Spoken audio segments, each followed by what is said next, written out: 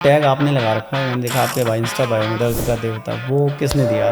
तो पिछले 10-12 साल में बताऊँ तो मैंने 200-300 बैक इंजरीज ट्रीट किए होंगे। अभी मेरे पास ऐसा कोई बंदा नहीं है जो कि मतलब हील होके ना गया हो या तो उसको बेटर ना लगा हो। अमेजिंग। बॉडी में ऐसी कौन कौन सी चीज़ें हैं जो फिजियोथेरेपी से अपन ट्रीट कर सकते हैं? 95% लोग इन वर्ल्ड होंगे जिसके पास लो बैक की प्रॉब्लम होगी। इंजरी है जो बीमारी है कि लोगों को होती है, उसका सबसे बड़ा रीज़न है कौन सा ऐसा स्पोर्ट्स है जिसमें सबसे ज़्यादा फिजियो की ज़रूरत होती है? हॉकी और फुटबॉल है, जहाँ पे मतलब इवन कोच नहीं है तो लोग एक बार मैच स्टार्ट कर सकते हैं, बट फिजियोस नहीं है तो मैच स्टार्ट नहीं करते। हाँ, मैंने देखा इन लोगों के चेहरे फट जाते हैं, किसी का घुटना ही मुड़ जाता है, टूट जाता है। क्योंकि उसमें उनका फोकस टूवर्ड्स द बॉल होता है। कई लोगों को आदत होती है एक हैवी पिलो रखने की, तो ये कैसे ठीक होगा? और ये सही भी है, ठीक नहीं कि है? आपको हैवी पिलो लगाने की आदत भी है तो आप शोल्डर से लगाइए, तो एटलीस्ट क्या आपके नेक पे लोड नहीं आता। तो जो कंटिन्यूस लोड आपके स्पाइन पे आता है उसकी वजह से मे बी थोड़े टाइम तक बॉडी एडजस्ट करेगा। जब एडजस्टमेंट खत्म हो जाती है तब उसके साइड इफेक्ट स्टार्ट होते हैं। बिना पिलो रखते हैं तो आप 70% स्पाइन इंजरी बचा सकते हैं। वो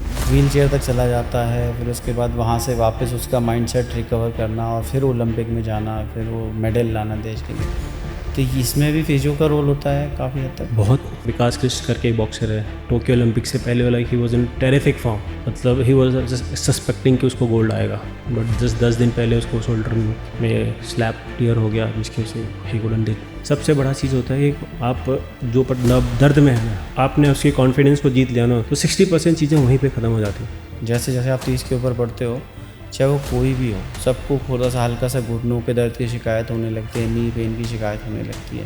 तो ये क्यों होती है? India is like one of the countries जहाँ पे विटामिन D3 डिफिशिएंसी बहुत ज़्यादा है। जब तक बॉडी 25-33 नहीं होती, हीलिंग सिस्टम बहुत फास्ट होती है, उसके बाद बॉडी स्टेबल हो जाती है। उसका बेस्ट एग्जांपल मैं देखूँगा, जैसे आपने नई कार ली है तो थोड़े टाइम के बाद आपको कार की मेंटेनेंस करनी होती है, तो सेम वे ह्यूमन बॉडी की भी मेंटेनेंस की ज़रूरत होती है। अब जो चीज़ आपकी फिजियोथेरेपी से ठीक हो सकती है या आपके सपोर्ट से ठीक हो सकती है, उसको मेडिकेशन पे क्यों रखना लॉन्ग टर्म के लिए? आपको बताऊँ, दुनिया में सबसे बड़ी बीमारी है जिसके लिए लोग डॉक्टर के पास जाते हैं, वो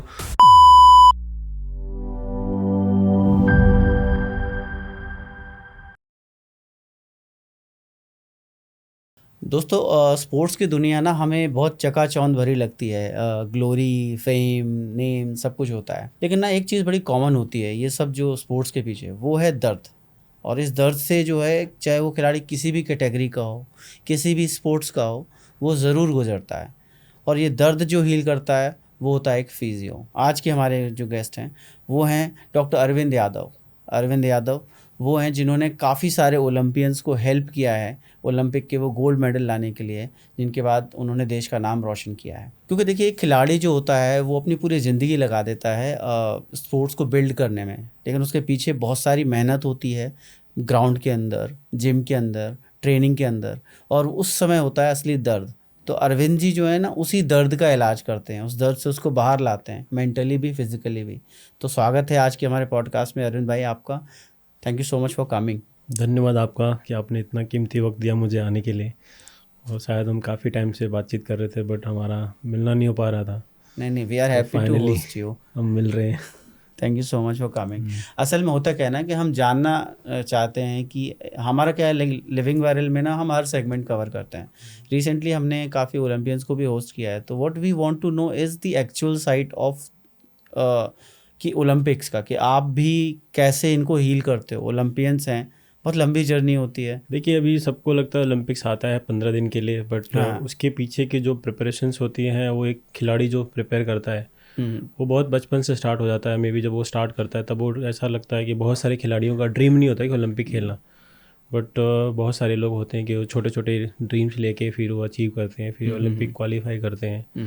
फिर वो क्वालिफिकेशन के पीछे जो मेहनत होती है उसके कोच की होती है, फिर स्टाफ की होती है, गवर्नमेंट की होती है, फिर लाइक द प्राइवेट ऑर्गेनाइजेशन। वो सारा एक तरह से एक समूह होता है जो कि सब एक मिल के एक खिलाड़ी को प्रमोट करते हैं कि वो देश के लिए जाए और अच्छा करे।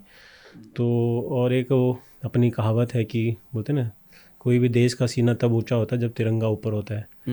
तो जब नेशनल एंथम बजता है तो फिर उस फीलिंग को कोई किसी भी तरह से आप फील नहीं कर सकते अदर देन दैट कि जस्ट आप वहाँ पे हो और उसको फील कर सकते। और किसी तरह ना तो आप किसी को बयान कर नहीं सकते, वर्ड शब्दों में तो बयान नहीं कर सकते।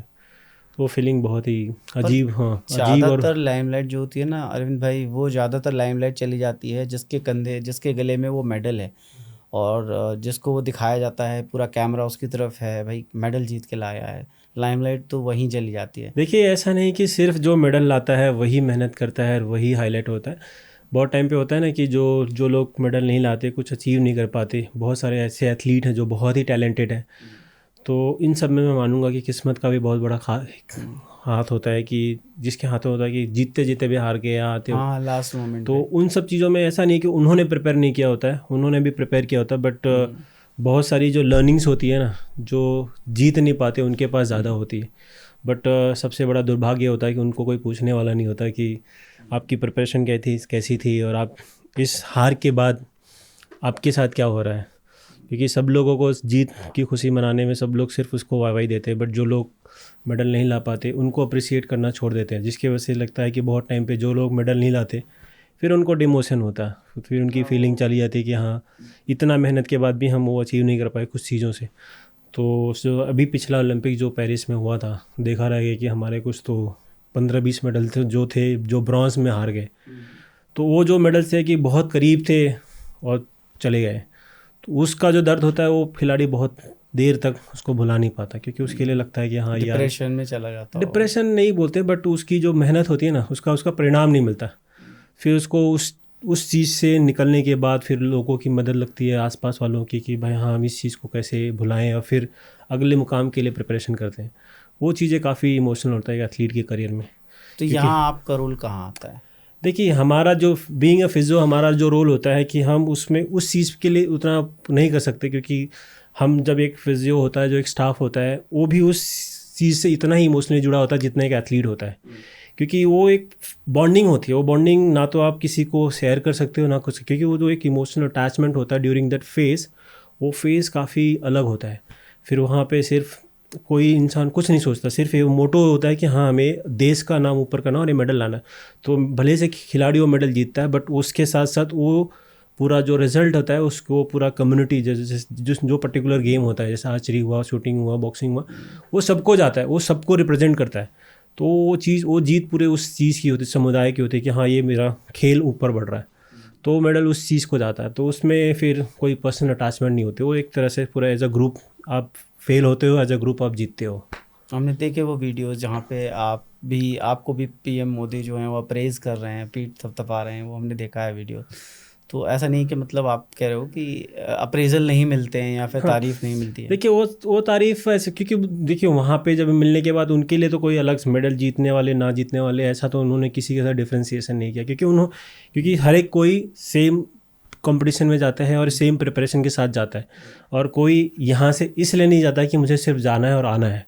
सबकी उम्मीद होती है और सबकी मेहनत होती है, कुछ लोगों को मेहनत की फल मिलते हैं, कुछ नहीं होते। और मेरा एक जो कहावत ये है कि सिर्फ ओलंपिक खेलना बहुत बड़ी बात होती है, क्योंकि ओलंपिक्स में आपको कोई ऐसे नहीं भेज देगा। सही बात है, हाँ। आप एक पर्टिकुलर गेम में एक पर्टिकुलर क्वालिफाइंग रेंज होती है, एक जैसे कि कोई गेम में 64 होता है, किसी में 20 होता है, तो हर एक गेम की उस कैटेगरी में आपका आना बहुत ज़रूरी है।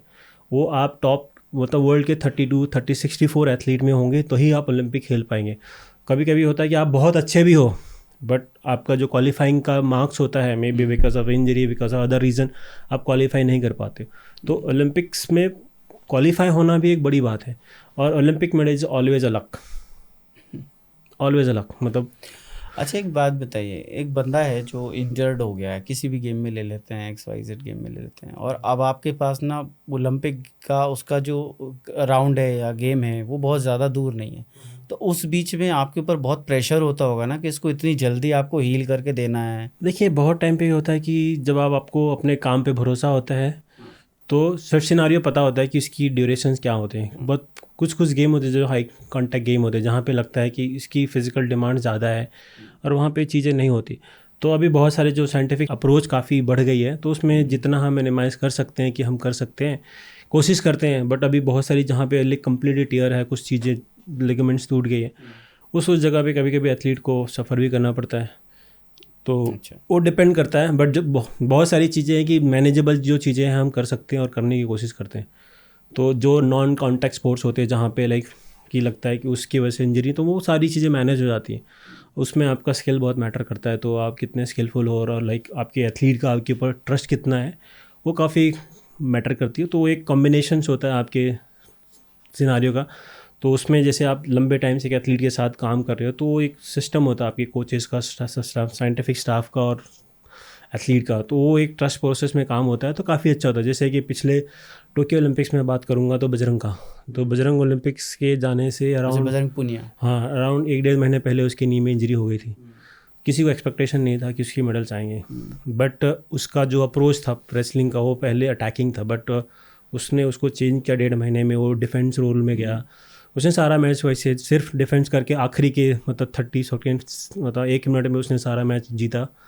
फाइनल जो भी उसने ब्रॉन्ज मेडल मैच था, फिर उसने टेप ओप निकाल दिया कि भाई ये आखिरी मैच है मेरे ज़िंदगी का, मैं इसको जीतना है, और देखा वो जीत जाएगा के जो फिर होगा, उसने लग गई तो उसको लग अच्छे से अप्रोच करके जीत गया। तो एक कभी कभी होता है कि एथलीट की, जब कॉम्बैट स्पोर्ट्स होता है, बाकी सारे स्पोर्ट्स में एथलीट और इंजरी का एक कनेक्शन होता है। कभी एथलीट ऐसा होता है 100% फिट तो नहीं हो सकता, बट छोटी छोटी निगल्स होते हैं, तो उस चीज़ को आप कैसे मैनेज करके कर पाते हो वो बहुत ज़रूरी होता है। ठीक है। अभी एक टीम में एक फिजियो का रोल ना दोनों जगह पे आता है। एक तो आपका प्री इंजरी भी है ना, कि आप बंदे को फिट रखना है, आपने आपको उसके ऊपर काम करना है, that he should be fit for the sports, है ना। फिर आता है एक जब उसको इंजरी हो गई, तो इंजरी के बाद की रिकवरी है। दोनों जगह में आप कैसे मैनेज करते हो? देखिए, अभी जो हम ट्रेनिंग करते हैं, तो अभी हर एक गेम का एक अप्रोच अलग अलग होता है, तो उस अप्रोच के हिसाब से, डिमांड के हिसाब से अपना आपका रोल डिवाइड हो जाता है। जैसे अब अभी आप गेम्स लाइक हॉकी जो हाई इम्पैक्ट है, जहाँ पे आपको फिजिकल नीड बहुत है, तो उसमें हमारा जो कोऑर्डिनेशन होता है प्री गेम्स होता है कि हमारा जो साइंटिफिक जो स्टाफ है, लाइक कि जो एसएनसी है, फिर उसके साथ कोऑर्डिनेशन बहुत मैटर करती है कि प्री गेम के वार्म अप, उनकी मोबिलिटी और उनकी रिकवरी मैच के पहले, मैच के बाद, फिर उनका जो लाइक ऑप्टिमम लेवल, जब ट्रेनिंग स्टार्ट होने से पहले वो कितने लाइक फील कर रहे हैं कि कितने रिलैक्स हैं, कितना फटीग है। तो डिपेंड्स करता है, यदि कोई एथलीट ज़्यादा फटीग है तो उसको थोड़ा मॉडिफाइड लोड कम करना, वो सारी चीज़ें काफ़ी होती हैं, तो उसको मॉडिफाई करना पड़ता है। फिर उसके ऊपर उनकी कुछ कुछ लोगों को एक्स्ट्रा मोबिलिटी की भी ज़रूरत होती है, just to maintain their range की। जो एथलीट अभी थोड़े काफ़ी लंबे टाइम से खेल रहे हैं, तो उनकी बॉडी की स्पेसिफिक डिमांड ज़्यादा होती है, क्योंकि उनको एज ए यंगर एथलीट से ज़्यादा टाइम लगता है बॉडी को प्रिपेयर करने के लिए। क्योंकि ये यंग एथलीट होता है, उसको बहुत सारी चीज़ें वो मेंटली नहीं सोचता, बट एक एथलीट जो बहुत टाइम से सोचता है, उसको अंडरस्टैंडिंग हो जाती है अपनी बॉडी की, फिर वो थोड़ा सा ज़्यादा कंसर्न हो जाता है। तो वो सब सारी अंडरस्टैंडिंग और उनके अप्रोच को मॉडिफाई करके करना पड़ता है। और बहुत सारी जगह पे कि अब जो साइंटिफिक अप्रोच है, तो हम जो wear and tear like combat, जहाँ पे ऐसा लगता है कि इंजरी जो अटैक के बाद या लगने के बाद है, तो उसको अलावा बहुत सारी चीज़ें हम 60 से 70% इंजरी प्रिवेंट कर सकते हैं, यदि आपके साथ एक कोऑर्डिनेशन के साथ काम कर रहे हो तो। और जब इंजरी हो गई है, तो अब उस चीज़ को तो आप अवॉइड नहीं कर सकते, हाँ, बट उसका फिर हम सोल्यूशन ढूंढते हैं कि कितना जल्दी क्या क्या चीज़ें, सीवियरिटी कितनी है, यदि वो नॉन सर्जिकल है, सर्जिकल है, उसके हिसाब से हम एलिसिएट करके फिर उसके ऊपर अपना रिहैब प्रोग्राम स्टार्ट करते हैं। अरविंद भाई, एक चीज़ और बताइए। हमने चमक धमक में ना, मूवी में देखा, दंगल में देखा कि ना एथलीट जो है हल्का सा ओवरवेट हुआ, मतलब 300 ग्राम भी, तो वो बाहर हो गया गेम से।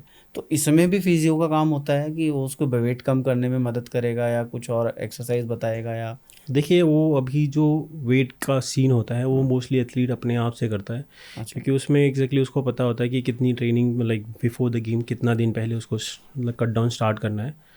बट मतलब वो एडवाइस लेते हैं हमेशा कि क्या क्या करना चाहिए, बट अल्टीमेटली जो वेट लॉस का प्रोसेस है वो एथलीट खुद करता है, क्योंकि वो उसको हर एक इंडिविजुअल एथलीट का जो बॉडी मैकेनिज्म टाइप होता है वेट वो लॉस अलग वेट हो। गेन का, वो अलग अलग होता है। बट जो कटआउट्स होता है वो सबके लिए सिमिलर होता है। जो लिमिटेड वेट, जो आप जो पर्टिकुलर वेट है उससे 100 ग्राम्स तक कभी कभी देते हैं, कभी कोई कोई गेम में, मतलब डिपेंड्स अपॉन द होस्ट कि वो क्या करते हैं। आपको ना एक वो टैग आपने लगा रखा है, मैंने देखा आपके इंस्टा बायो में लगा हुआ है, दर्द का देवता। वो किसने दिया, कहाँ से मिला? देखिए, वो अभी बहुत सारा चीज़ें, बहुत सारे लोग पूछते हैं कि दर्द का देवता क्यों बोलते हैं। हाँ। तो बहुत ऐसे मेरे बहुत सारे एथलीट थे, लाइक दे आर लाइक कि जिनको बहुत सारे जगह पे like they have been to there कि उनकी इंजरी ठीक नहीं होती, और फिर वो मेरे पास आए, तो फिर मैंने उनको ट्रीट किया, वो ठीक हो गया। बहुत सारी चीज़ें थी, बहुत सारी जगह उनको बोला था कि ये ठीक नहीं होगा, ऐसा ऐसा हो गया, बट वो मेरे लिए तो बहुत सारी चीज़ें कम होती। बट सबसे बड़ा इंपॉर्टेंट चीज़ मेरे को उसमें ये लगता है कि सेल्फ़ कॉन्फिडेंस होना ज़रूरी है। ओवर कॉन्फिडेंस नहीं, बट सेल्फ कॉन्फिडेंस होना चाहिए कि हाँ, मैं ये चीज़ ठीक कर लूँगा।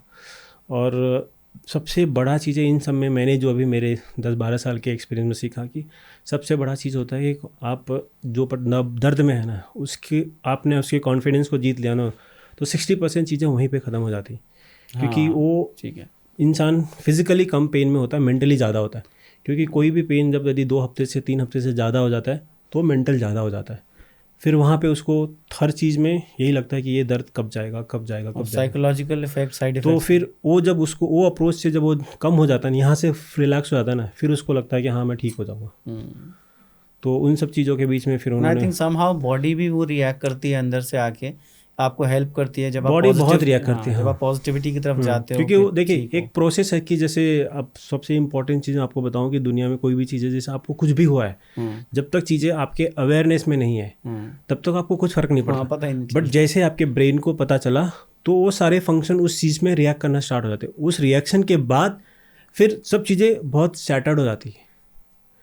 अभी आपको मैं बताऊँ, सबसे लेटेस्ट स्टोरी बताता हूँ। हमारे एक आर्चरी में हमारे एक वाइस प्रेसिडेंट थे, मतलब अभी फर्स्ट वीक ऑफ फरवरी तक वो एकदम नॉर्मल थे, कुछ नहीं, मतलब he was very normal. Used to, मतलब उन्होंने नेशनल गेम्स ख़त्म किया, उसके बाद वो गए ऐसे ही अराउंड 10 to 12 फेब के बीच में नॉर्मल रूटीन ब्लड टेस्ट। उस ब्लड टेस्ट में उनको डायग्नोस हुआ कि उनको ब्लड कैंसर है। अच्छा, ब्लड कैंसर डायग्नोज हो गया। हाँ, उससे पहले कुछ नहीं था। उस दिन डायग्नोस हुआ, वो उसी दिन घर नहीं गए, वहीं पे मतलब एडमिट हो गए। With in 2 weeks he couldn't survive, क्योंकि उन्होंने अपने आप को मेंटली इतना ले लिया, क्योंकि उससे पहले वो एकदम एकदम नॉर्मल थे, कुछ नहीं, कुछ फ़र्क नहीं पड़ा। So like life is very unpredicted. So आप कितना सोच सकते हो वो बहुत ज़रूरी होता वो चिंता आपको चिता की ओर ले जाती है। है। तो सबसे बड़ी चीज़ होती है कि आप यहाँ से, तो आजकल आप देखते रहेंगे कि लोग बोलते हैं हम डिप्रेशन का शिकार हो रहे हैं। डिप्रेशन इज़ एग्जैक्टली कि मतलब आप अपनी चीज़ों को जब तक डिस्कस नहीं करते, क्योंकि लोग पहले काफ़ी ओपन होते थे अपने घर वालों में, आसपास पड़ोस में, बट जब से डिजिटल जनरेशन ज़्यादा आ रहा है, लोग खुद में हैं। मोबाइल एक सबसे बड़ा कैंसर है कि लोगों को ये करता है कि हाँ भाई, बस इंसान खुद को चीज़ें अपने आप पर रखने लगा, लोगों की कनेक्टिविटी कम हो गई, फिर वहाँ पे सब चीज़ें छूट जाती हैं। अच्छा, मैं ओलंपिक्स की अकेले बात नहीं करूँगा। यहाँ पे मैंने एक और चीज़ देखता हूँ कि अभी भी इंडिया में ना फिजियोथेरेपी को सीरियस नहीं लेते हैं। मैं तो एक अपना एग्जांपल बताता हूँ that I have been suggested for my L5, कि मेरे को ना L5 के लिए सजेस्ट किया गया था कि आपको एक फिजियोथेरेपिस्ट से कंसल्ट करना है और वो बताएगा आपको कि ये जो दर्द है आपका L5 का वो कैसे जाएगा। I have never been to physiotherapist. तो अभी भी इंडिया में ना लोग सीरियस नहीं लेते हैं, ये क्यों है और इसको कैसे सही करेंगे? देखिए अभी भी मतलब सबसे बड़ा इंडिया में है कि हमारे पास सब चीज़ों के लिए अवेयरनेस नहीं है। मतलब विथ नॉट ओनली फिजियोथेरेपी, बहुत सारी चीज़ों के लिए हम लाइक ओरिएंटेड नहीं है। यदि कोई हमें कोई एडवाइस देता है तो हम बहुत लीनियंट हैं कोई भी चीज़ के लिए। जैसे कोई हमें लीव अबाउट हेल्थ, बाकी नॉर्मल करियर एडवाइस भी दिया, किसी एडवाइस, तो हम उस चीज़ को लाइटली लेते हैं, क्योंकि वो एक हम उस पहले की जनरेशन में जाए कि हाँ चलो देखा जाएगा। तो सेम वे में हम जो थोड़ा बहुत पेन होता है हम उसको अवॉइड करते हैं। जब वो पेन एक ऑप्टिमम लेवल पर पहुंच जाता है, जब बियर नहीं होता, तब हम सोल्यूशन ढूंढने के लिए पास जाते हैं आसपास। और 90% सोल्यूशंस क्या होता है कि हमें पता नहीं होता कि किसके पास जाना है। हम जनरल प्रैक्टिशनर के पास जाते हैं, वो दवाई देता है, वो दवाई में फिर धीरे धीरे जब चीज़ें बहुत लिमिट के क्रॉस हो जाती है तब हम जाते हैं। अभी भी मैं आपको बताऊँगा 60 to 70% जो ऑर्थोपेडिक्स हैं जो रूरल सिटीज़ में काम करते हैं, वो फिजियोस को रेकमेंड नहीं करते। हाँ, सच बात है ये। हाँ, वो सबसे बेटर ट्रूथ है कि वो सच नहीं करते, क्योंकि उनको लगता है कि उनका ग्राहक चला जाएगा। और पेन किलर दे दे के आपको हाँ, चलाते उनको लगता है रहेंगे। कि उनका हाँ। ग्राहक चला जाएगा। बट सबसे बड़ी मैं जीत मानता हूँ कि यदि आप उनके फिजियो के साथ कोलैबोरेशन के साथ काम करते हो तो आपकी प्रैक्टिस बढ़ जाती है। मैं बहुत थैंकफुल हूँ कि बहुत सारे हमारे इंडिया में जो टॉप ऑर्थोपेडिक्स हैं जो स्पोर्ट्स के साथ काम करते हैं, वो काफ़ी सपोर्टिव हैं with regards to our profession की। वो काफ़ी कोलैबोरेटिव, हमारी राय भी लेते हैं, हमसे पूछते हैं, डिस्कस करते हैं। तो वो काफ़ी अच्छा लगता है कि लाइक हम एक सिंक्रोनाइजेशन में काम करें, जिससे कि हमारे पास जो एथलीट आ रहा है, जो नॉर्मल लोग आ रहे हैं, जो दर्द में आ रहे हैं, उनको उनकी बेनिफिट के लिए काम कर रहे हैं। Ultimately being a medical professional हमारा काम है कि हम लोगों की हेल्थ अपग्रेड करें, ना कि जस्ट कि उनको डिमोनाइज करें। अब जो चीज़ आपकी फिजियोथेरेपी से ठीक हो सकती है या आपके सपोर्ट से ठीक हो सकती है, उसको मेडिकेशन पे क्यों रखना लॉन्ग टर्म के लिए? क्योंकि देखिए अल्टीमेटली आपको बहुत सारी चीज़ें जो शॉर्टकट्स होती हैं वो चीज़ें आप मेडिसिन से नहीं ठीक कर सकते। मेडिसिन सिर्फ आप पेन किलर सिर्फ आपके पेन फाइबर्स को ब्लॉक कर देगा थोड़ी देर तक, जब तक अटैक पेन का सब्सटेंसेस रहेंगे वो चीज़ें आपको ठीक लगेंगी। थोड़ी देर के बाद क्या लगता है कि जब पेन का असर ख़त्म हो जाता है चीज़ें आ जाती हैं। और बहुत टाइम पे क्या होता है कि जो इंजरीज़ होती हैं, जो इम्पैक्ट की इंजरीज जो छोटी छोटी होती है वो ठीक हो जाती हैं, कुछ कुछ जो रह जाती हैं फिर वो थोड़े टाइम के बाद 1-2 साल बाद फिर उभर के आती, तब वो भयानक रूप। तो अभी ना हम इस चीज़ को थोड़ा सा ऐसा ले जाते हैं कि मतलब जैसे बहुत सारे लोगों की कॉमन प्रॉब्लम है ना। तो एक तो ये कि बॉडी में ऐसी कौन कौन सी चीज़ें हैं जो फिजियोथेरेपी से अपन ट्रीट कर सकते हैं, क्योंकि L5 की प्रॉब्लम हो गई, L4 की स्लिप डिस्क की प्रॉब्लम हो गई, कुछ लोगों को आप देखोगे यहाँ पे दर्द बना रहता है, कंधे दर्द कर रहे हैं, आप सुबह उठ रहे हो तो आपके पूरी ये दर्द कर रही है, स्पाइन दर्द कर रही है। तो ये आज एज एन फिजियोथेरेपिस्ट बताइए कि इन चीज़ों को हम कैसे सही कर सकते हैं। देखिए अभी जो सबसे बड़ा आपको बताऊं, दुनिया में सबसे बड़ी बीमारी है जिसके लिए लोग डॉक्टर के पास जाते हैं वो लो बैक पेन। हाँ, लोअर बैक, मतलब ठीक है। आपको 95% लोग इन द वर्ल्ड होंगे जिसके पास लो बैक की प्रॉब्लम होगी कभी न कभी किसी न किसी को होती रहती है। और लो बैक ऐसा एक इंजरी है, जो बीमारी है कि लोगों को होती है, उसका सबसे बड़ा रीज़न है हम खुद इन्वाइट करते हैं। इट्स नॉट कि वो कभी ऐसा होता है, वो होता है एक दिन में, कभी नहीं होता है। उसकी सबसे बड़ी प्रॉब्लम होती है कि हमारे जो पोस्चर होते हैं, हम गलत पोस्चर में बैठ जाते हैं, गलत पोस्चर में उठ जाते हैं, कुछ गलत चीज़ें से उठा लेते हैं। कभी कभी चीज़ें होती है कि उस टाइम पे फील नहीं होती, बहुत देर बाद होती है। तो कभी कभी को लोग बोलते हैं कि हाँ हमने एक पेपर उठाया तब हो गया, बाल्टी उठाया तो उठा। तो वो चीज़ें होती है कि मसल वीक होती जाती है, फिर सडनली एक दिन बस्ट हो जाता है। और जो 90% बैक इंजरी होती है वो बैक की वजह से नहीं होती, वो हमारे हिप फ्लेक्सर मसल होता है, सोआस होता है। क्योंकि हम जब बैठते हैं तो मसल इनएक्टिव हो जाती है। वो मसल जब इनएक्टिव हो जाती है तब हम जो भी कोई भी एक्टिविटी करते हैं तो उस मसल का काम कोई दूसरी मसल करती है। जब वो मसल ओवरलोड हो जाती है तब इंजरी होती है। बहुत सारे लोग बहुत सारे अलग अलग तरीके अपनाते हैं बैक इंजरी के लिए, बट वो जितना आप कॉम्प्लेक्स करोगे वो उतना कॉम्प्लेक्स हो जाता है। जितना सिंपल तरीके से आप उसको रखोगे, सिंपल तरीके से ठीक होता है। तो कैसे ठीक करोगे? L5 है, L5 का डैम आपका दर्द है या L4 का पेन है, तो उसको कैसे आप ठीक करोगे? देखिए अभी तक मेरे पास अभी कम से कम अवधि मैं पिछले 10-12 साल में बताऊँ तो मैंने कम से 200-300 बैक इंजरी ट्रीट की होंगी। अभी मेरे पास ऐसा कोई बंदा नहीं है जो कि मतलब हील होके ना गया हो या तो उसको बेटर ना लगा हो। अमेजिंग। तो उसमें मैं कभी भी मतलब मेरे पेशेंट को 4 से 5 एक्सरसाइज से ज़्यादा नहीं देता, क्योंकि आजकल जो हमारी जो थिंकिंग है कि हम जिसको 10 एक्सरसाइज बता दें, मान लो वो 10 एक्सरसाइज उसकी मेरे हिसाब से उसके लिए अच्छी है, बट उसके लिए वो 10 एक्सरसाइज बहुत बर्डन है, क्योंकि उसको बाकी सारे भी काम करने हैं। और इंसान कोई भी चीज़ के लिए जब तक कम करता है, जब सब थोड़ा दर्द खत्म हुआ फिर उसकी सीरियसनेस खत्म हो जाती है। तो वो चीज़ें ऐसी कि मतलब ऐसा नहीं कि लोग गलत इलाज करते हैं, बट क्या वो जब जैसे दर्द खत्म हो जाता है लोग छोड़ देते हैं। बट वो पेन जब आप एक्सरसाइज करते हो, जब तक पेन कम होता है उसके बाद हीलिंग वहीं पर रुकती नहीं है, बट वो मसल को आपको स्ट्रॉन्ग भी करनी है। तो वो प्रोसेस के लिए लोग छोड़ देते हैं, तो वो उस वजह से हीलिंग प्रॉपर नहीं होती, फिर वो रिकरेंट होती रहती है बैक इंजरी। तो मैं अभी मेरे पेशेंट को 3 या 4 सिंपल एक्सरसाइज बोलता हूँ और वो एटलीस्ट करते हैं, क्योंकि उनके 10 बर्डन एक्सरसाइज 10 मिनट में 5-10 मिनट, जो इंसान को 1-2 बार इंजरी हुई है तो काफ़ी सीरियस होता है और करता है। पॉसिबल कि अपन कैमरे पे बता सकें अभी कि कैसे? अभी यार उसको डेमोन्स्ट्रेट करने के लिए टाइम नहीं, मैं वीडियोस भेज दूंगा, आप उसमें डाल सकते हैं हम। अच्छा ठीक है। So we will tell people कि कौन ये एटलीस्ट बेसिक एक्सरसाइज है, तो वो काफ़ी अच्छी होती है और मतलब हर कोई कर सकता है। और उसके लिए आपको कहीं जिम जाने की ज़रूरत नहीं है, कहीं नहीं, आप आराम से वहीं पे घर पे भी कर सकते हो। और इवन आप जो लोग ट्रैवल करते हैं लॉट, उनके लिए भी अच्छी है, क्योंकि आप जितना ज़्यादा, अभी देखिए पहले लोग क्या था ट्रैवलिंग कम करते थे, अभी आप पूरे दिन ऑफिस में बैठते हो, घर जाते हो और लाइक बेड पे सोफे चेयर पे बैठते हैं, पहले हम नीचे बैठते थे। उन सब चीज़ों में कि हम उस मसल को प्रॉपर डिलोड नहीं कर रहे हैं या लोड रिलैक्स नहीं कर रहे हैं, तो होती रहती है। तो उस चीज़ के एटलीस्ट उस स्ट्रेचिंग से आपकी मसल्स की लेंथनिंग हो जाएगी, तो चीज़ें जो लॉन्ग टर्म में भी होने वाली है वो चीज़ें नहीं होंगी। ठीक। और एक ये जो स्पाइनल का मैं बता रहा हूँ कि जैसे आप कई ना, मेरे को खुद को आदत है कि 2 पिलो रख रहा हूँ, या कई लोगों को आदत होती है एक हैवी पिलो रखने की, तो ये कैसे ठीक होगा? और ये सही भी है, ठीक नहीं? देखिए पिलो मतलब उसके लिए बहुत सारी चीज़ें हैं, डिफरेंट ओपिनियंस हैं, बट मेरा जो पर्सपेक्टिव होता है कि पिलो आपको जब भी लगाते हो आप शोल्डर के यहाँ से लगाना चाहिए। तो उससे क्या नहीं लाइक आपको हैवी पिलो लगाने की आदत भी है तो आप शोल्डर से लगाइए, तो एटलीस्ट क्या आपके नेक पे लोड नहीं आता है। क्योंकि अभी क्या हम जो लगाते हैं सीधा नेक पे लगाते हैं कि हमको लगता है यहाँ पे लगा ली तो नेक आपका फॉरवर्ड फ्लेक्शन में चला गया, तो जो कंटिन्यूस लोड आपके स्पाइन पे आता है उसकी वजह से मे बी थोड़े टाइम तक बॉडी एडजस्ट करेगा, जब एडजस्टमेंट खत्म हो जाती है तब उसके साइड इफेक्ट स्टार्ट होते हैं। तो आप शोल्डर तक तो आप नेक का जो एनाटॉमी को डिस्टर्ब नहीं कर रहे हो, तो उस हिसाब से आप लगाइए। बाकी अदरवाइज लाइक जितना बिना पिलो लगते हैं तो आप 70% स्पाइन इंजरी बचा सकते हो, आप पिलो नहीं लगाते हो तो। अच्छा, एक वापस आपकी फील्ड का सवाल कि मतलब कौन सी ऐसी स्पोर्ट्स है, कौन सा ऐसा स्पोर्ट्स है जिसमें सबसे ज़्यादा फिजियो की ज़रूरत होती है?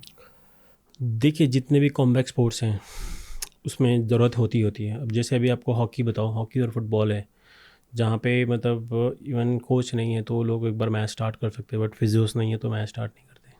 अच्छा। और इन दो गेम में एक फिजियो ऐसा है जो ऑन फील्ड अलाउड है ड्यूरिंग द इंजरीज, अदरवाइज कोई जो क्रीज लाइन के अंदर अलाउड नहीं करते। और हमने क्रिकेट में देखा है कि हल्का सा बॉल लगा, बंदा ऐसे करके हाँ बुला वो तो लेता है आगे। वो उस क्रिकेट में उतना ऑन फील्ड उसका उतना इम्पैक्ट नहीं होता, क्योंकि क्रिकेट में मतलब जो वियर एंड टियर लाइक जो कोलैजन इंजरीज होती है वो नहीं होती।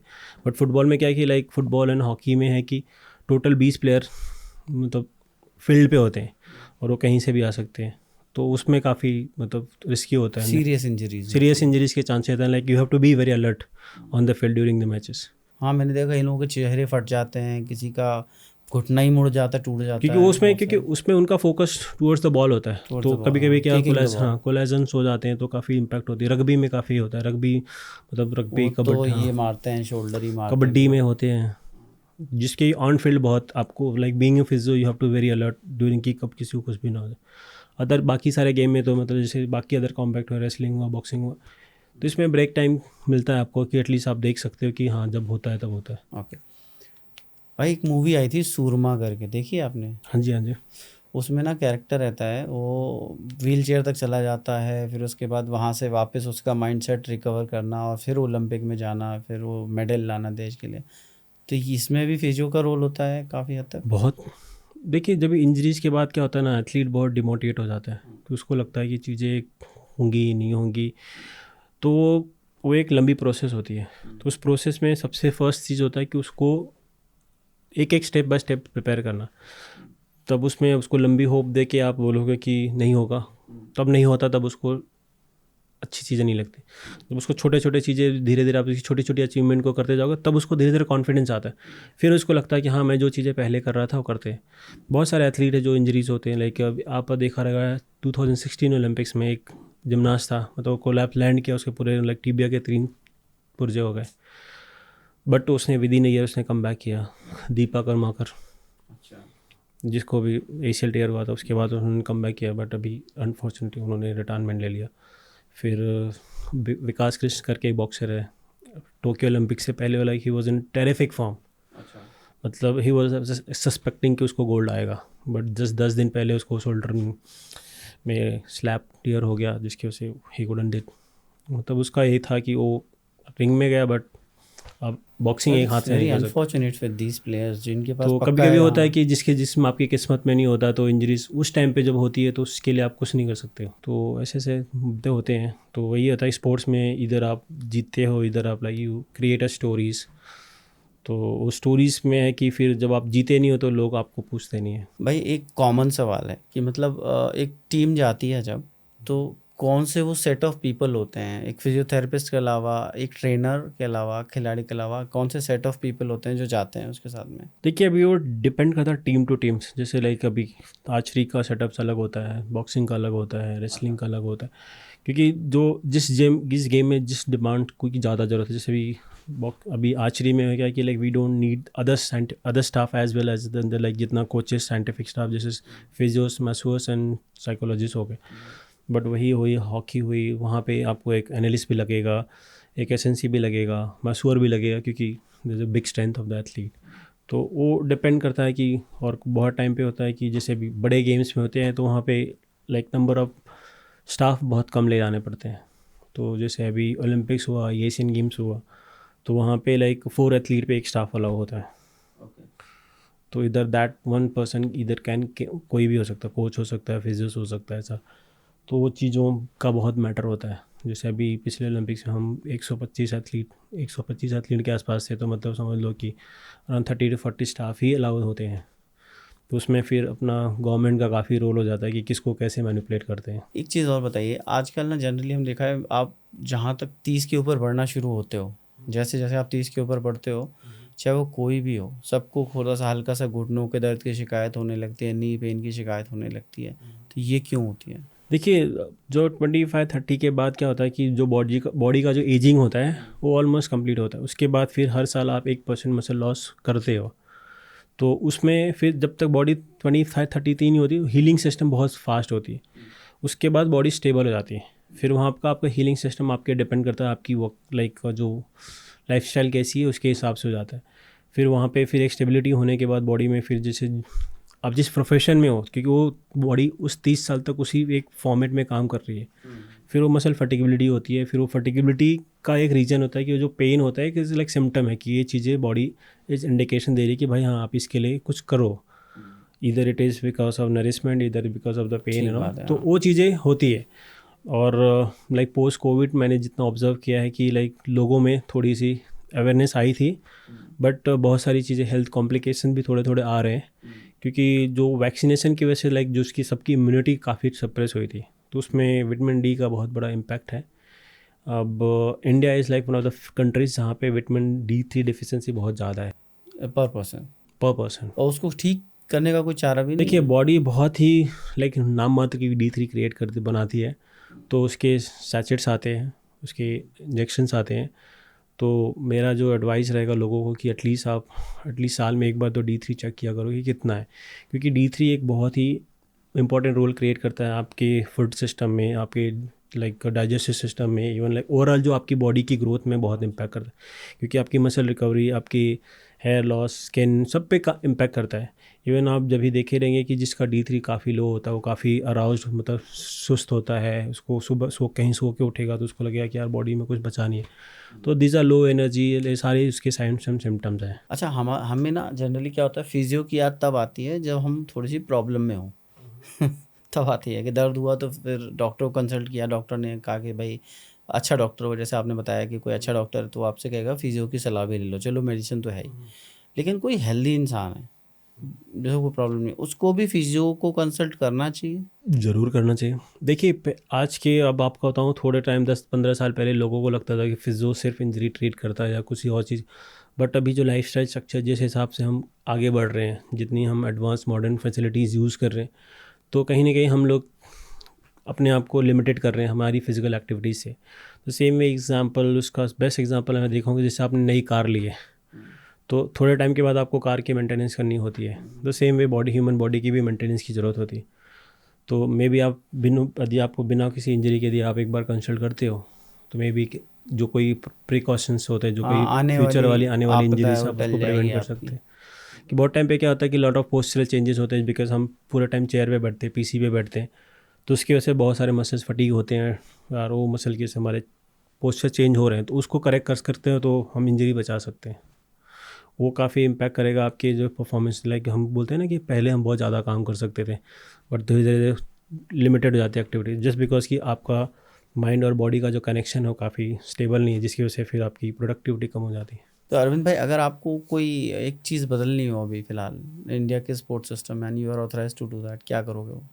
देखिए जो सबसे इम्पोर्टेंट चीज़ है ना, मैं हर एक खिलाड़ी को चाहूँगा कि वो एजुकेटेड रहे। Educated about what? Like see, education is not just about taking degrees, क्योंकि वो एजुकेशन जैसे लाइक जो एजुकेशन के वो पढ़ाई करता है तो उसको हर चीज़ की समझ आ गई है। क्योंकि आप देखा रहेंगे बहुत टाइम पे पहले जो हमारे एथलीट होते थे, लाइक वो स्कूल सिर्फ वो फोकस अबाउट करियर होते थे, तो बहुत टाइम पे जब उनकी जो ग्रास्पिंग थिंकिंग होती है ना कि किसी चीज़ को अंडरस्टैंड करने की, या उसको जैसे प्रेशर सिचुएशंस होता है, तो जब आप पढ़े लिखे हो, ज़्यादा अच्छे हो, तो आपका जो देखने का नज़रिया होता है वो काफ़ी, प्रेशर हैंडलिंग सिचुएशन काफ़ी बढ़ जाती है। तो हम जैसे हमारे यहाँ पे एक कल्चर होता था कि पहले सिर्फ एथलीट पढ़ता नहीं था, सिर्फ वो डायरेक्टली स्पोर्ट्स करता था, बट अभी आप देखे रहेंगे अब्रॉड में बहुत सारे कंट्रीज़ के रूल्स हैं कि जो वहाँ के एथलीट होते हैं पहले यूनिवर्सिटी जाते हैं, फिर वहाँ से खेलने आते हैं। अच्छा। तो अभी इंडिया में भी काफ़ी हो गया कि यूनिवर्सिटीज़ गेम को काफ़ी प्रमोट किया जा रहा है, जिससे कि लोग काफ़ी एजुकेशन को भी सीरियसली ले रहे हैं। इवन देखा जाएगा तो कि आप अभी जैसे कोई एथलीट है, अच्छा मेडल आया, बट उसको गवर्नमेंट जॉब देगी, बट उसके एजुकेशन क्वालिफिकेशन के ऊपर ही उसको कैडर का जॉब देगी, तो वो भी काफ़ी मैटर करता है। और जब आप पढ़े लिखे होते हैं तो आपके अंदर एक सेल्फ कॉन्फिडेंस अपने आप आ जाता है कि हाँ मैं कहीं जा रहा हूँ तो मैं अच्छे से रहूँगा। So this is what you like, हाँ, I change? Want to change that कि एटलीस्ट एथलीट काफ़ी एजुकेटेड होना चाहिए, उसको एटलीस्ट एक फ्रीडम हो कि वो पढ़े पहले, फिर उसके पास काफ़ी चीज़ें, मतलब बहुत सारे डाउट जो होते हैं ना, उसको लाइक एक एथलीट को एक्सप्लेन करने की ज़रूरत नहीं पड़ी, वो अपने आप समझ लेगा। एक टैग वो लगता है 90s के, आप पुराने टाइम में चले जाओ ना अभी भी, तो उसमें वो लगता था फिजियोथेरेपिस्ट, माने घर पे बोले फिजियोथेरेपिस्ट बुला लेते हैं, तो किस लिए बुला रहे हैं? मालिश वाला मालिश करने के लिए बुला रहे हैं। तो ये टैग अब आपको क्या लगता है, अब हट गया है या अभी भी वो टैग देखिए है? अभी मतलब मेट्रो सिटीज़ जो भी बड़ी शहरें हैं जहाँ पे लोग, सिटीज़ में तो किसी को पता है, सबको पता है कि एग्जैक्टली फिजियोथेरेपी क्या है और क्या क्या इंपॉर्टेंस है उसकी। बट कभी कभी भी, मतलब मैंने तो अभी मेरे करियर में ऐसा कोई सुना नहीं कि कोई ऐसा मेरे को बोला है। बट जहाँ तक है कि अभी फिजियोस को लोग काफ़ी इंपॉर्टेंस देते हैं। हाँ, आप तो और ओलंपिक वालों को उनके, ठीक कर रहे हाँ, हैं। और उनको जैसे बहुत सारी जगह पे जहाँ पे कि हमें लगता था कि वो चीज़ें आउट ऑफ रीच है, वहाँ पे अभी काफ़ी कम्युनिटी मिल रही है, लोग काफ़ी प्रमोट कर रहे हैं। तो और इवन लाइक पहले लोग डायरेक्टली फिजियो के पास नहीं आते थे, बट अभी मतलब मैं बॉम्बे रहता हूँ, दिल्ली और बहुत सारे शहर में, तो वहाँ पे एटलीस्ट लोगों को, जिसको अभी नॉर्मल जो लोग हैं, may be the digital generation ने काफ़ी अच्छा काम किया कि लोग डायरेक्टली फिजियो के पास भी जाते हैं। अरविंद भाई, यंग एथलीट्स जो मैदान की तरफ जाते हैं, उनको आप प्रिकॉशन बेसिस पे परमानेंट इंजरी से बचने के लिए क्या सोल्यूशन दोगे? क्या क्या आपके? देखिए ऐसा, इंजरी ऐसा है कि अभी आप स्पोर्ट्स में हो तो नहीं, ऐसा कोई नहीं 100% कोई भी इंजरी आप कि बचा नहीं सकते हो। होगी? हाँ, हाँ। Small niggle and wear and tear injuries तो आपको होती है, हाँ, बट बहुत सारी चीज़ें कि जैसे like major cause of injuries जो होती है आप प्रिवेंट कर सकते हैं यदि आप एक प्रॉपर ट्रेनिंग प्रोग्राम फॉलो करते हैं, जिसमें आपका स्ट्रेंथ ट्रेनिंग हो गया, आपका वार्म अप हो गया, आपकी मोबिलिटी होगी, आपकी रिकवरी हो गई। तो ये काफ़ी एक प्रोसेस होता है जिसको हर एक किसी को फॉलो करना चाहिए, क्योंकि अभी क्या है, बहुत जब एथलीट यंग होता है तो उसके अंदर वो एक बहुत ऐसी, मतलब ऐसी जिज्ञासा होती है कि सिर्फ मैं खेलूं, वो बाकी चीज़ों पर प्रोसेस नहीं करता क्योंकि उसको उस टाइम पे फील नहीं होती। बट आपको अपना करियर लंबा बनाना है, तो वो जो चीज़ें आपको अच्छी नहीं लगती, जो लोग उस समय एडवाइस करते हैं, वो चीज़ फॉलो ज़्यादा करनी चाहिए। वो आपके करियर को, जैसे मान लो आपको 1 साल खेलना, वो 1 साल के करियर को 10 साल बना सकती है। बट यदि आप उस छोटे टाइम पे आप उसको अवॉइड करोगे तो देयर आर मल्टीपल रीज़न कि आप इंजरीज के शिकार हो सकते हैं। बहुत टाइम पे बहुत सारे यंग प्रॉस्पेक्ट थे जो बहुत ही अच्छे थे, बिकॉज ऑफ इंजरी उन्होंने करियर को छोड़ दिया, क्योंकि वो इंजरी ऐसी हो गई कि वो सर्जरी के बाद भी वो कम बैक नहीं कर पाए। अच्छा अरविंद भाई, आपकी जर्नी में कोई ऐसा मोमेंट जो आपको लगता हो सबसे प्राउडेस्ट मोमेंट रहा है आपका? देखो अभी मैं 2 ओलंपिक गया, तो अभी बोलते हैं ना कि ओलंपिक्स को एक खेलों का मक्का कहते हैं, हाँ बिल्कुल। तो उससे बड़ा कुछ नहीं है। तो मैं जब भी, और मेरे को ये सौभाग्य बहुत पहले पता हुआ कि जब मैं अराउंड 25 साल का था तभी मेरे को मौका मिला था कि मैं फर्स्ट ओलंपिक गया था, मेरा 2016 में रियो ओलंपिक्स। तो वो टाइम ऐसा था कि मेरे को लगा कि हाँ, मैं इस चीज़ों से ऐसा ऐसा कोई चीज़ है जो इस चीज़ को मैं बदल सकता हूँ। क्योंकि जब आप कंट्री के साथ, ये लोगों के साथ जाते हो और 10,000 एथलीट के बीच में रहते हो, वो मोमेंट मतलब बहुत ही अलग था। वैसे बहुत सारे अलग मोमेंट्स आए, बट उसको रिक्रिएट करना बहुत डिफ़िकल्ट है। मतलब मैं अभी बहुत सारे अदर लीग्स, अदर चीज़ में काम किया, बट जो फर्स्ट मेरा ओलंपिक अपीयरेंस था वो बहुत ही अलग था, बहुत ही एकदम डिफरेंट है, और वो मेरा लाइफ का में भी one of the best moment रहेगा।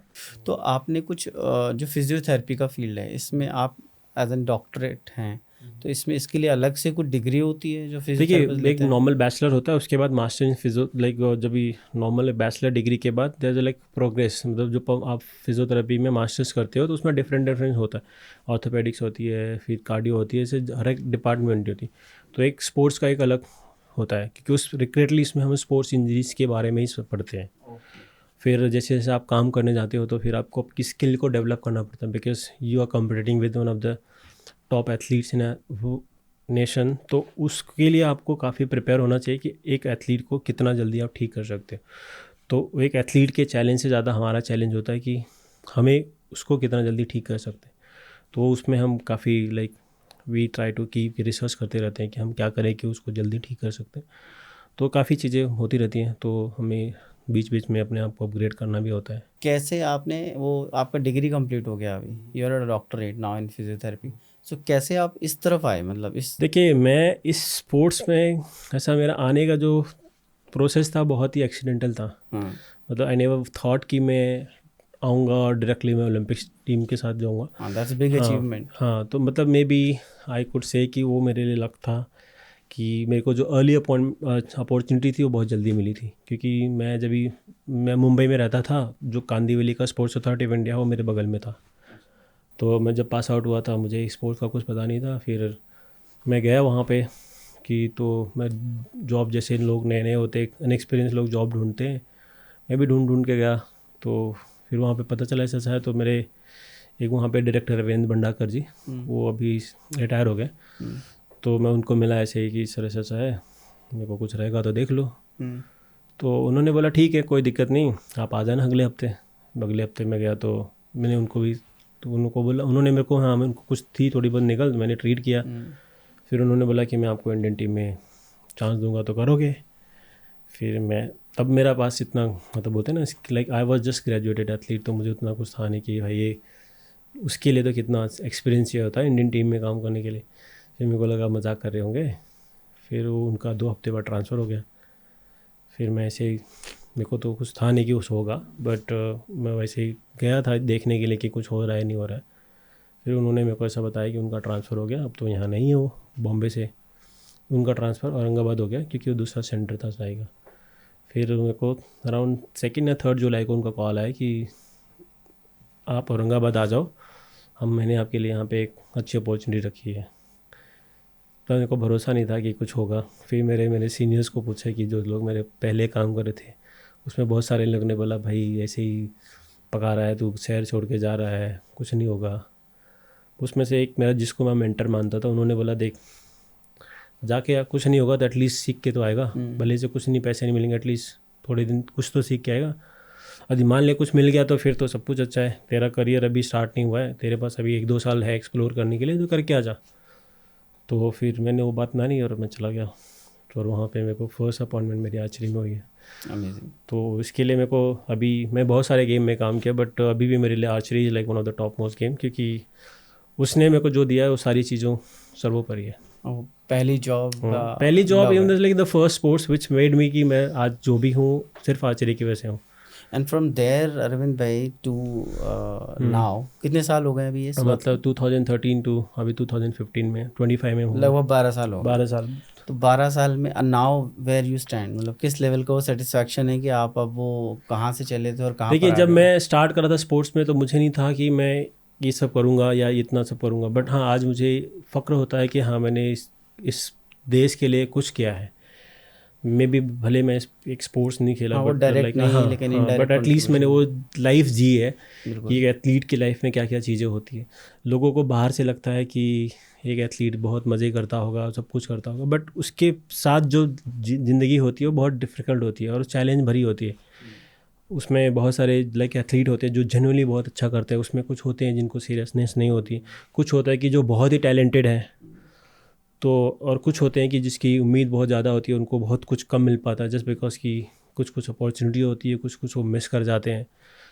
तो यहाँ पे ऐसा हर कोई आता है जीतने के लिए आता है, हारने कोई नहीं आता। सही बात। बट अभी सिर्फ जीत तो बहुत कम को मिलती है, तो वो चीज़ें होती है, जर्नी होती है। बट उसमें यह है कि हर किसी को अपने लाइफ से सेटिस्फाई होना चाहिए, वो बहुत ज़रूरी होता है।